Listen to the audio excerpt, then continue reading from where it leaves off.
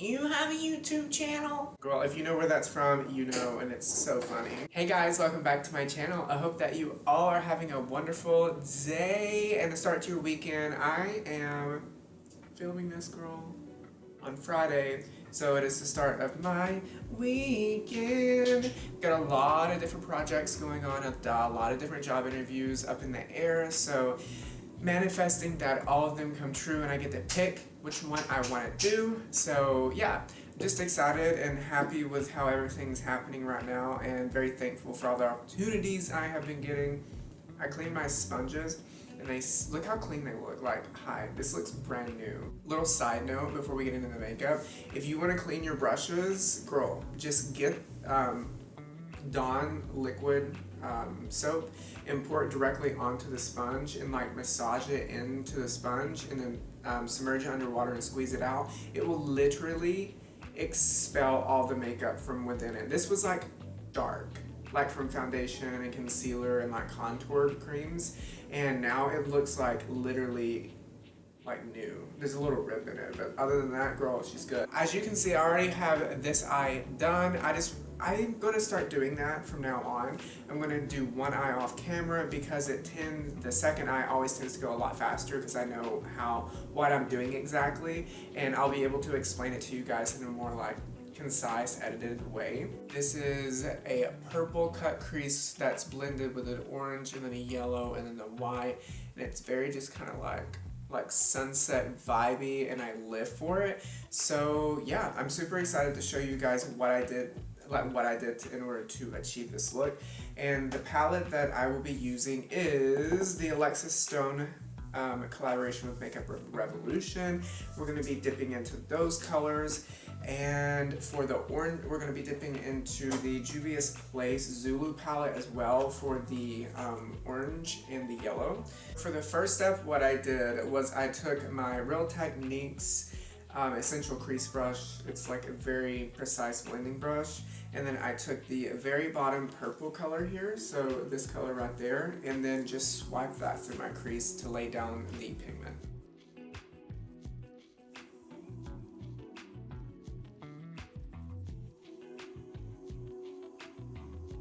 I literally took an hour to do this eye because I haven't sat down and done makeup. Like, therapeutically, it's always been like video kind of thing, but I haven't sat down and like just took a deep breath and was just like, let's play with color, let's play with like techniques, let's play with cut creases, let's play with liner. I haven't done like a nice wing liner in a long time.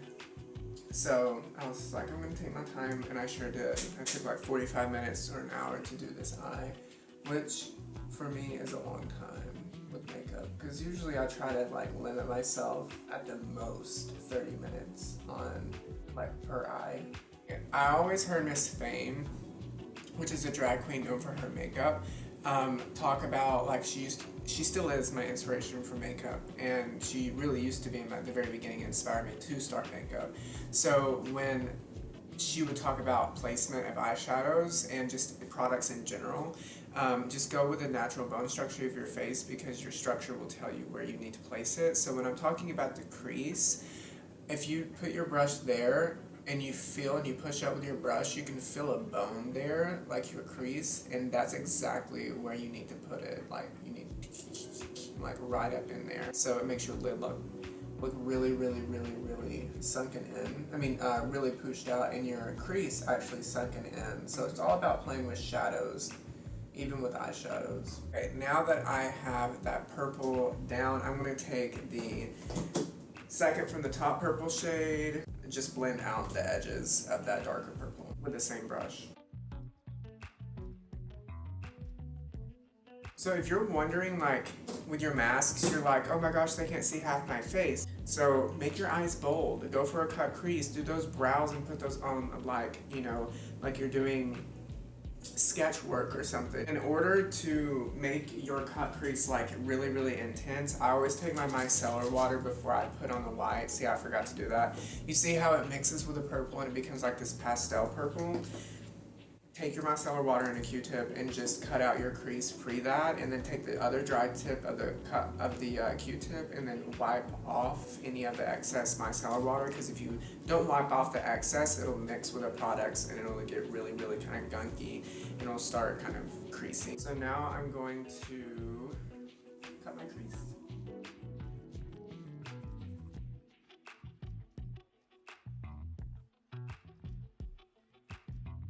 The amazing thing about taking the micellar water and taking off the concealer that's underneath and the eyeshadow before you cut it with whatever you're cutting it, so in this case the Drug Lord, is that you don't have to put as much product on your lid, therefore it brings down the chances of it creasing because you don't have to put as much product on your lid to get to the opacity that you want.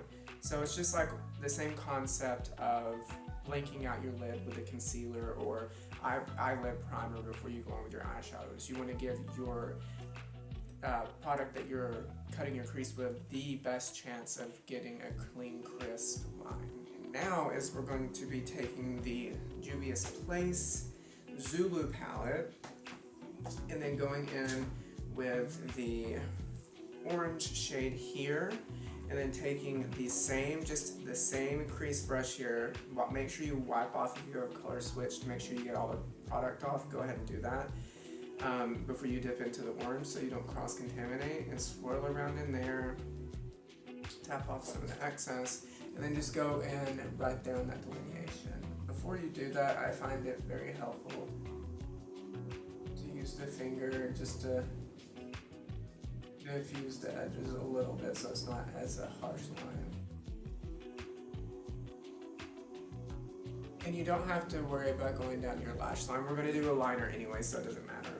And then after that, just take the same brush, wipe it off, and then go into that yellow beside the orange in the palette. Put it right here to marry the orange into the white of the lid.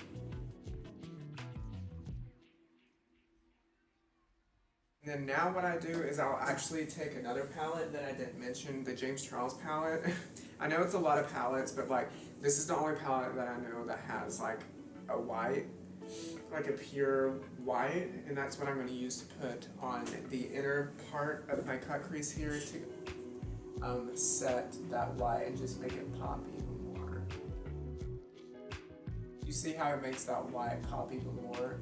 So where a lot of people mess up with makeup in general is that their contrasts aren't enough, and if they do end up getting the contrasts, it's not blended. You can have contrasts and it be blended, and that's the goal of makeup. In my opinion, in my style of makeup, I like to have lots of contrast, but the finesse of it all comes from the blend. Well, I'm just gonna go ahead off camera and do my eyeliner. This is literally the same, like it's just, I mean, I can't really instruct you on how to do it other than go watch how to do an eyeliner that I have. I'll link it down below because this is where most people have trouble. But just what I do is do the wing first and then just connect it. That's what I do. Go grab a snack or something, go grab a glass of wine and come back and I'll have the other wing on. Just went ahead and did the other wing off camera. Didn't take too long. It's quite significantly thicker than this one, but hey, we're gonna roll with a punch. Okay, I evened them up some so it's not like so like, you know, in your face. Okay, now to bring some depth to the part of the cut crease, just a little bit more depth, I'm gonna take a very, very, very tiny pencil brush. So this is a BH Cosmetics 106 brush here. It's just a super tiny thin pencil brush. I'm going to dip into that darkest purple shade we used, the very first shade. Knock off any of the excess and just go trace right along the cut crease. Do you see the contrast that it makes? Oh, it just makes it look more like... It's very important to do that with a cut crease if you have hooded eyelids so that you can further the illusion of your crease being higher than it is.